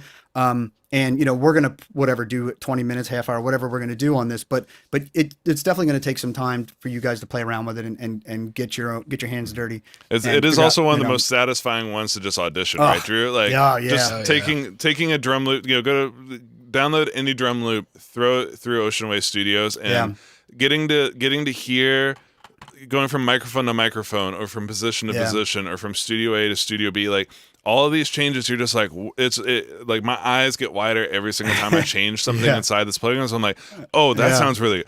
Oh man, that sounds really cool. Yeah. Oh shit, that's huge. Like the variety of sounds, but again, it's all rooted in this realism of like, man, it sounds like I'm putting the source into the middle of the space, and I'm now recording it through these microphones at this distance. And like, that's just, I know most of us out there, right? One of the things we all struggle with in mixes is adding depth to the mixes, being able to like have some stuff sound like it's forward, have some stuff sound like it's back. This is one of those plugins that just it gives you so much options for adding depth to a sound. Yeah, I've been recording acoustic music, drums and stuff like that for many decades, and like this thing is like you get with this like the thing that is super hard to like is almost unobtainium in the moment. Like it's so hard to get like dimensionality from like drum overheads is one of the one of the things I'll talk about here because it's like like this thing it's so subtle but yet it's so magical to me. But I figured I just, we could start out by just showing the presets, as Ben said, just like, downloading it, putting it on here. The presets are really good. They're curated by Alan Sides, who also was intimately involved with the development of this. If you don't know who Alan Sides is, Google it. You'll be reading for days. One of the premier engineers and studio owners in the history of, recorded music. Yeah, so let's start out with the discussion of the mode real quick, because I think that this is sort of really pivotal in you understanding and getting good usage out of this plugin. It has two distinct modes, right? Remic mode and reverb mode. And the basic idea behind this is reverb mode is what we're all used to. Reverb mode is when you use an artificial reverberator plugin to add in the parts of the sound that aren't present in your direct sound. So for example, me speaking into this mic is very much a direct sound. I'm a foot from the microphone. And so there's the ambience in the room is not taken into account. So reverb mode adds in the parts of the sound that would be present in a space. We're talking early reflections, essentially. These are the versions of my voice that have gone out, bounced around once or twice, and have mixed into the mic. And then you have the actual reverberation or things that are more distant or late reflections that come later and come more prevalent. So reverb mode is just, and that typical reverb mode workflow is you use Ocean Way on a send and a return, just like you would any other reverb. The magic, one of the things that really differentiates Ocean Way, and one of the things that that you really want to experiment with is remic mode. And what remic mode does is it includes the direct sound. So therefore it's primarily useful and used on inserts, right? When you want to insert it on a sound and have that take over the overall sound. So, and the essence of the term remic is because when you do that, you now have the ability to emulate, what this source would have sounded like with using the direct sound. In other words, it's like reamping your guitar signal. It takes your original mic signal and runs it through the emulation and basically makes it sound like if it were had been recorded with one of these microphones.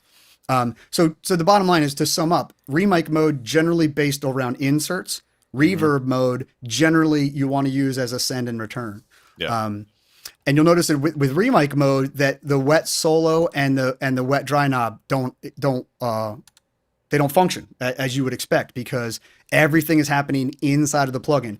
Therefore, that's why it's good on inserts. Whereas in reverb mode, you have the ability to turn off the wet solo and therefore blend in wet and dry and be in control of that in that sense. And that's ultimately one of the main functional difference, right, between remic and reverb is when you're in remic, you're locked. It's wet solo 100% because you're going to be using that close mic to be a close mic, right? And then you maybe add a little distance or take away a little distance, and you would maybe use the mid or the far to create the larger space and maybe balance those slightly differently. So you're treating it as if you're reamping out into the room and capturing all through the microphones.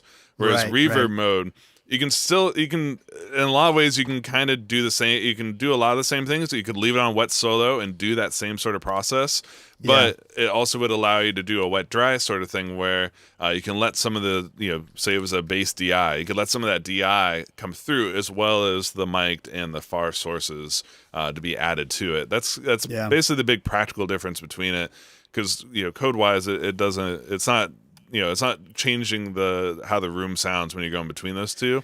It's just kind of locking you into one mode or another, depending on how you operate. Well, you can, like when in remic mode, the direct signal is incorporated in it. It's as if it's part of it. So for example, if you put this on something, when you go into remic mode, the original sound will have been altered and changed. Whereas in reverb mode, you're only hearing the early reflections and the reverberation. And you're relying entirely on the wet dry knob to bring in some of the original. In other words, reverb mode with some dry signal mixed in is the same as remic mode and where the plugin is redoing your direct sound. Hopefully that makes sense. Yeah. But that's kind of the way I look at it. Got a good question here from Terrell Jones asking: is this a convolution reverb and not a digital reverb? It's a hybrid, right? It's a little bit of both. Yeah, they work. It uses some IR stuff, but it's also some dynamic room modeling as well to be able to do all the different microphones, the different positions, all this sort of stuff, and make it happen dynamically. You couldn't do that with just static IRs. You wouldn't be able to move the microphones around in the room just based on IRs. So it's a portion of it, but it's also some DSP modeling that allows you to move things freely throughout the rooms and have just overall this sense of realism that you don't typically get from a regular digital reverb.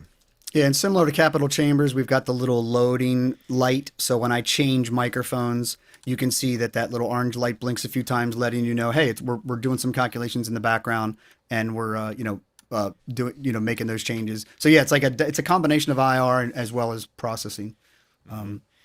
Nice. So that's reverb, the remic and reverb mode. Hopefully that's all clear for everybody now. What those two are doing. I guess what makes sense, Drew? Should we keep moving from right to the left and talk, or should we jump over to the left side? I guess what's your typical approach when you're setting this plugin up for yourself for a mix? Yeah, so I use it in a couple of different ways. I mean, the main way that the way I like to use this, I generally I actually, the very first preset, the one that loads up when you do it, it's actually a remic preset. But this is something we have to encourage people to do, is that technically I'd said earlier that remic should be generally on inserts, but I do find that I find that I like remic presets. I like remic settings on sends and returns. I mean, I know maybe it kind of goes against things, but I find that I like it. And so yeah, definitely experiment with things. One of the main things I like to do, and I'll bring up. Let me get this overhead mic going on here, and I'll turn this off. So here we've got just some basics. I probably have some sort of selection. You probably have a drum fill selected right now. Yeah, I have a drum fill selected. Yeah. I do, don't I? Where is that coming from? Oh, because I have my things unlinked. Timeline and edit selection unlinked. So, your typical sort of drum overheads in a smaller room, lots of direct sound, lots of, up close. Here I am using the, I'm going to bring on the factory default. So Ocean Way is here and it's on a send, but it is a remic preset. Like I said, that's a little bit, unorthodox and goes against the conventional wisdom, but it's something I just have done a lot. And actually, let me just start I'll bring this in slowly.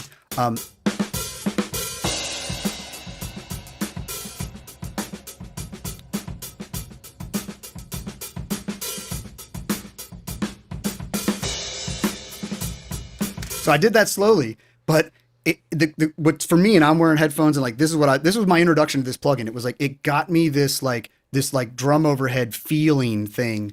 And when I turn it off,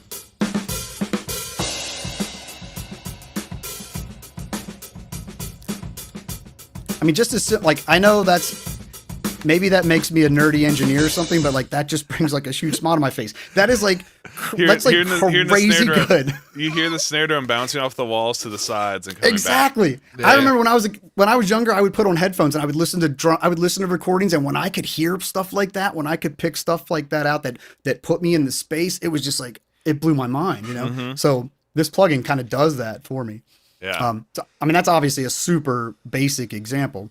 Right. This is just factory default, pulling it up, turning into it. But this is guys, that reaction and that feeling when you hear Ocean Way Studios, I can confirm that is precisely how I feel every time I pull this up. And it instantly sounds like you've put this thing from a booth into Ocean Way Studios. And it's crazy. Having had the pleasure to actually go there and record and hear what it sounds like it's scary how familiar this room sounds. And for me, I knew the plugin before I got to actually be in the studio. So then when I was actually in the studio, I was like, wait a second, that literally is how this room sounds. Just acoustically, it feels like that sound, just like what Drew just played. Yeah. So, and I don't know if we have time to go through every single knob or whatever here, but one of the things that is important, to talk a little bit about, and maybe we can, jump to this. You'll the default that I chose was, Ocean Way has Studio A and Studio B. And you can see the dimensions, and you can see the everything in the graphic, and then it has this source button. This source button, or the source menu, this is important because it determines how the sound is dispersed into the space, and therefore how the microphones that picked it up were to react. So, for example, the drum kit with the little drum kit icon, and there's two of those in different positions of the room. These presumably, Alan decided, hey, I've owned this studio for 40 years. These are the spots we do drums, right? It was so funny when we did this with Jakir. Jakir chose the drum one spot. Like when we did the Cass McComb session in this room, it was that it literally like every all the drum techs, everyone knows like, are we doing the corner or are you doing the that's the far side? Like it's always one or the other positions because like it's just they have a certain something to them that like make the drum sound incredible in those spots. But yeah, as Drew said, like Alan's got all he knows those rooms better than the back of his hands. And he knows that from experience, like this is when we do strings, we typically have them this way facing towards a control room. And then you'll also notice like the microphone selections, the microphone distances, all these things are tweaked per source. So every time, as you're moving it, you can see like when Drew, the mics get further apart from each other. Exactly. Like they're all tweaked to really follow. Like, cool. If I wanted a really close vocal sound, I would bring the mics close together and closer to the source. But as I back away, I'm gonna kind of open up that distance a little bit, get a little bit more balance between the group. Now that I'm further away, like it's things like that again just take this from being what we all associate with like a convolution or a digital reverb and puts it in this like whole different category that has made this one just one of the absolute most popular UAD plugins of all time. Yeah, so obviously horn sections and all, you can see how dynamic this is. When I'm choosing the M50s, which are omnis, I get one pattern. When I choose the cardioids, the KM54s that are cardioids, as he gets closer, he brings them in. As he goes further out, they go back. It's amazing. Like this is literally an engineering lesson from Alan Sides inside of this plugin when you think about it. And they're labeled horns and they're labeled strings, but you can do whatever the heck you want. Oh yeah, I mean, exactly. It has a huge impact on how the modeling was done, because the basic idea is that a vocal solo it creates it's first of all it's baffled behind it, and it's a single point of dispersion. The sound is coming from a single point, whereas with the vocal group, obviously there isn't any baffling, and the dispersion pattern coming from a group of vocalists would be different than from a single vocalist. So the moral of the story is just play around with it, right? You can, because there's just an infinite number of variables and an infinite number of sounds. You can mix, you can match, and the way I like to visualize this a lot of times is like it's almost like it's similar to what we saw with the Capel chambers, right? It's almost like you're putting your source through a speaker in that position, and then able to capture it through a selection of 3 different microphones at different distances and different capsule types. And a lot of times what I'll do is I'll set up one room for my mix to kind of share. Like I'll set up, I'll base it maybe on the drums on the overheads like Drew is doing here. But then say like the guitars are feeling like they're too close, I'll throw those through the same reverb. So now they're bouncing around. They're sharing a space. They're sharing some walls and some microphones together. So at least to my ears, when I'm mixing with that sort of method of blending what's going into my Ocean Way, all of a sudden now I've created room bleed, right? I've created some fake bleed inside my mix that somehow it just adds this touch of cohesiveness and this touch of realism and depth to each one of the sounds. Yeah, it's really good. So there's a lot going on over here as far as the different studios, Studio A versus Studio B. By the way, if you wanna change rooms without changing your mic settings, if you hold down Shift when you select the group, it'll change over without changing your mics where it's possible. Oh wait, what? I didn't know that trick. Because you guys are all noticing as he's changing the studios or the source, it's changing the microphones by default. Yeah. So if you hold down Shift, it'll keep the mics. It'll keep anything you've done to the mic as you switch between them. So that's with Shift.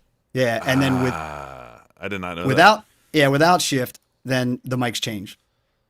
Which is it's cool to have the option to do either one of those, right? Because then as you guys are noticing, the reason why it's picking microphones and positions for those mics, again, that's based on Alan Sides' experience and knowledge of that studio of what sounds best. So you're kind of getting the like you're getting the hint of like, hey, if you're doing a group vocal in the B room, guess where I'm going to put my far mics? They're going to be up there in the loft, super separated and really big. Like so yeah, it's getting a hint from the master himself as to where to put these mics. Yeah, and I guess that one you can't change.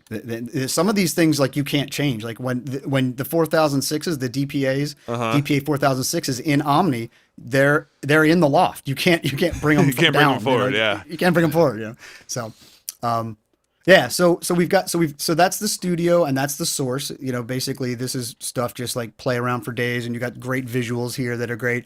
The mic choices, as we mentioned, are on the presets are curated by Alan, but you can feel free to override them at any point and experiment with mics, different mics at different distances. Just amazing amount of variability. Huge fan. You guys are probably noticing in those mic names that at the end of them there's like a C and a O. It's really important to know. So that stands for cardioid or omni, right? And so hopefully everyone, we're all audio nerds here, but if you're kind of new, what the difference between those, cardioid mainly hears in front of the mic, right? So what's behind the microphone is not picked up as much as what's in front of the mic. So it's great for being able to kind of focuses the sound. You get a little bit stronger of a stereo feel that way. But when you switch it to Omni, that microphone hears everything all around it equally. So there's a lot of times, especially for room mics, right? Like having them be an Omni, you're not just listening towards the source and still getting a hint of what's going on around it and what's bouncing around the room. But when you go to Omni mode, now you're hearing equally from the back of the microphone as you are from the front, and it gives a very different sound, a little bit more pronounced of a room sound when you're going Omni. Yeah. So it's super, and there's just like we said, the virtually infinite variables here to be able to play around with. And experiment with. So you got mics, you got capsules, and then the distance knobs, as you guys have noticed, you're dragging those up and down, right, Drew? Like, and those allow you to, and this is one of those, like, you got to hear it for yourself to really believe what it's doing. But holy crap, it like, especially that the near and the mid mics, right? As you bring those forward, you're like, man, it sounds like it's getting closer, and then it gets a little bit further away. Like, you get that realistic change in tone as well as the influence of the room. Yeah, so think of this as like this whole microphone area. Think of this as a little 3-channel console, or really 3 stereo channels. So all of this, each of these columns go together, starting with the mic choice, the distance, and then you have a low pass and a high pass. You have phase inversion. You can mute them. You can pan balance them left and right, pan them, and of course, you have the individual controls as well as a master out. One of the things that level, the timing, the distance is often a part of the sound, but sometimes if you don't want that to happen, if you click on them, you can put them in aligned mode where what? I didn't know this either. Yeah. So if you put them in aligned mode, it counteracts the distance. So what's cool about this is this allows you to have the sound of a C12, the sound of that as the far mic, at 23 feet, but aligned so that with the other mics. Now, sometimes this doesn't sound good. Sometimes it doesn't sound good because our ears are so attuned to hearing the 1 foot per millisecond, right? So what essentially this is doing is you're taking this and you're time aligning these and moving it up 23 milliseconds when you hit that align button. Dude, I literally didn't know this feature existed in here.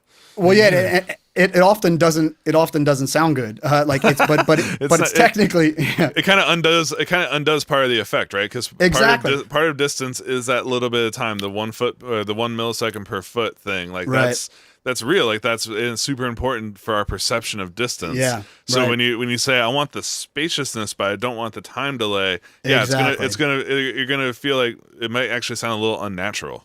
Yeah. So, again, it's in there, and and I guess it's something to play around with. I mean, to me, it's just like the level of detail. I mean, that Will goes into when he does this stuff. It's insane. I mean, it's just insane. It's no wonder, it takes a few years to do a plugin. I was like, it's so. years of effort and engineers and DSP and measuring and the quality that goes into making these is absurd. But the great part is like all these guys, they're huge recording nerds and fans just like us, so they care about things like this, like the multiple capsules, the distances, being able to timeline it if you need to. Like, it's stuff like that that's just it's mega important to know that much care and detail goes into these.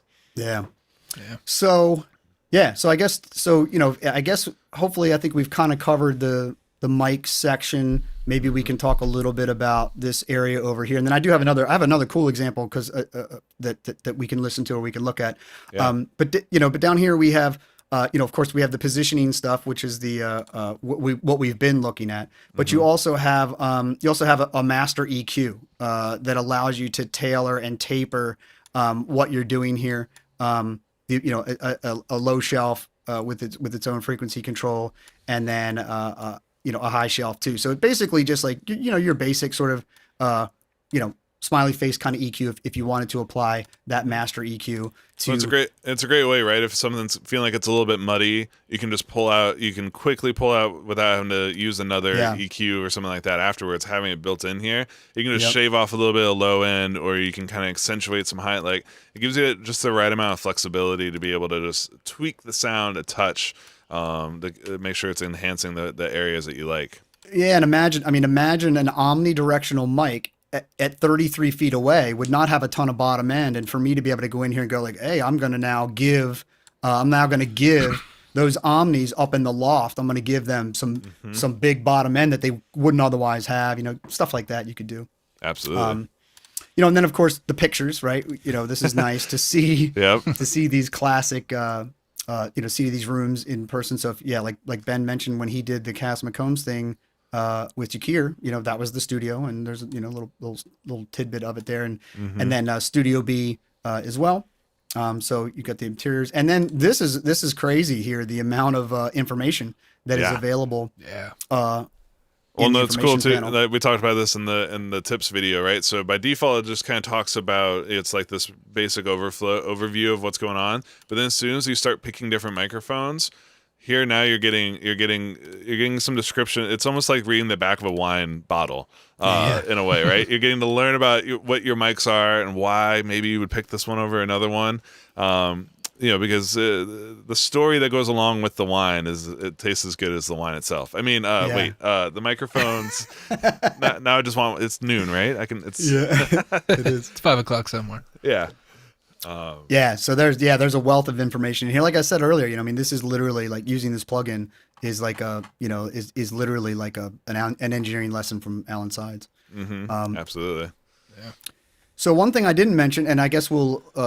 I don't know, and we can continue to talk about the GUI features as we're doing this as well. But one of the things that I have a little demo set up for that maybe people who have used this plugin might have slept on this. They might not have caught this.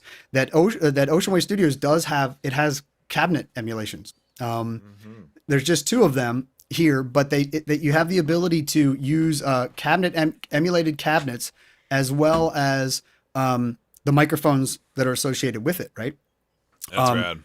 Yeah, because like the other positions, right? They're full range. They're not simulating like they're going out through a speaker. I kind of alluded to that a little bit earlier, right? Of when you're using the drum spot, it's not as if you're going through a speaker at the drum spot. It's like as if you were the drums in the drum spot. Whereas these cab models, it's like, hey, let's pump the audio out through these different cab sources and then mic it and then bring that back. Yeah. So, and to kind of close the loop on things that we've talked about today is like, we talked earlier about the DI, right? About making sure that you track DIs. When you have a DI, when you have the ability to have the DI in it, what we wind up with is, it's not always the, I don't know what you're talking about. That sounds beautiful. It's not like always I'm the greatest inside thing. the guitar. It's like I'm in the guitar, man. So this is something that maybe not a lot of people know about, but like with a lot of our amp sims, right? A lot of our amp sims is you have the ability to turn off the speaker modeling. So down here, it's probably hard to see here, but if you go into the output side, and I can turn off the cabinet modeling in this plugin. Yep. And so now that on its own is also a little bit nasty. This would be akin to coming out of the insert send, let's say, of an amp. But if you follow that up with Ocean Way, so now we have a DI guitar going into Buxom Betty. So we're using the front end of Buxom Betty, but we've turned off the recording chain. And then we're going into Ocean Way.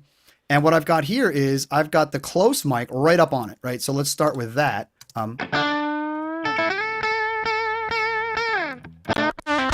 I've gone from that.